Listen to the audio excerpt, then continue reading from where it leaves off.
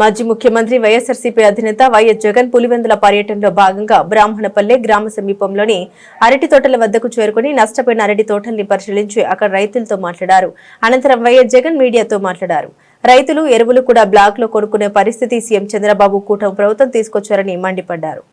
ఇటువంటి విపత్కర పరిస్థితులు ఏదైనా వచ్చినప్పుడు కరువులు వచ్చినా, వరదలు వచ్చినా, ఇంకొకటి వచ్చినా ఒకవైపున ఇన్పుట్ సబ్సిడీ ఇవ్వాల్సింది ఎగరగొడతా ఉన్నారు. సీజన్ ముగిసేలోగానే ఇవ్వాల్సిన ఇన్పుట్ సబ్సిడీని ఎగరగొడతా ఉన్నారు. రెండోది రైతులకు హక్కుగా ఉచిత పంటల బీమా అన్నది రైతులకు ఒక హక్కుగా వైఎస్ఆర్సీపీ ప్రభుత్వ హయాంలో కల్పించిన హక్కును చంద్రబాబు నాయుడు గారు ముఖ్యమంత్రి అయిన తర్వాత ఆ హక్కును కాలరాశాడు. 84 లక్షల మంది రైతులు వైఎస్ఆర్సీపీ ప్రభుత్వ హయాంలో ఆర్బీకేల పరిధిలో ఈ క్రాప్ చేసి, ఈ క్రాప్ అంటే రైతును పొలంలో నిలబెడతారు.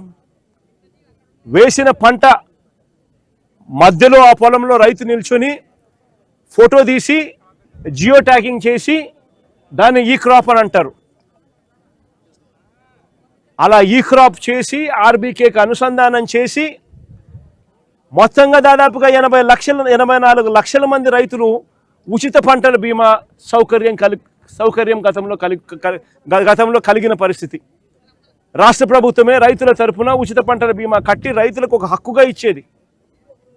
అలా కట్టడం వల్ల రైతులకు 5 సంవత్సరాలలో దాదాపుగా 7,400 కోట్ల రూపాయలు ఉచిత పంటల బీమా ద్వారా రైతులకు మేలు జరిగిన పరిస్థితులు గతంలో వైఎస్ఆర్సీపీ ప్రభుత్వం. అలాంటి ఉచిత పంటల బీమాను చంద్రబాబు నాయుడు గారు తీసేసినాడు, రద్దు చేసేసినాడు. ఈరోజు రాష్ట్రంలో పరిస్థితి కేవలం 84 లక్షల మంది రైతులు ఉంటే కేవలం 18 లక్షల మంది రైతులు మాత్రమే పంటల బీమా చేసుకున్న పరిస్థితులు. అది కూడా ఆ 18 లక్షలు బ్యాంకు రుణాల కోసం పొందడానికి బ్యాంకుల దగ్గరికి వెళ్ళినప్పుడు, బ్యాంకులు రుణాలు మంజూరు చేసినప్పుడు ఖచ్చితంగా ఇన్సూరెన్స్ డబ్బులు కట్ చేసుకుని వాళ్ళు బ్యాలెన్స్ డబ్బులే రుణాలుగా ఇస్తున్న పరిస్థితులు. కాబట్టి ఆ 18 లక్షల మందికైనా కానీ కనీసం ఆ మేరకైనా ఇన్సూరెన్స్ అయింది. మిగిలిన వాళ్ళ పరిస్థితి ఏమిటి? 84 లక్షల మంది రైతుల్లో కేవలం 18 లక్షల మంది రైతులు మాత్రమే ఇన్సూరెన్స్ పరిధిలోకి వస్తూ ఉన్నారంటే మిగిలిన వారి పరిస్థితి ఏమిటి? విపత్కర పరిస్థితులు వచ్చినప్పుడు రైతును ఆదుకునే నాతుడే కరువైన పరిస్థితిలో ఈరోజు రాష్ట్రం కనిపిస్తూ ఉంది. ఇన్పుట్ సబ్సిడీ గాలికి ఎగిరిపోయింది. హక్కుగా రావాల్సిన ఇన్సూరెన్స్ రాకుండా పోయింది. మరోవైపున చూస్తే చంద్రబాబు నాయుడు గారు పుణ్యాన చంద్రబాబు నాయుడు గారి హయాంలో పెట్టుబడి ఖర్చులు తారాస్థాయికి పెరిగాయి. ఎరువులు సైతం రైతులు బ్లాక్లో కొనుక్కోవాల్సిన పరిస్థితి బహుశా ప్రపంచ చరిత్రలో ఎక్కడైనా ఉంటుందో లేదో నాకు తెలియదు, కానీ ఆంధ్ర రాష్ట్రంలో ఈసారి చంద్రబాబు నాయుడు గారి హయాంలో చూస్తూ ఉన్నాం.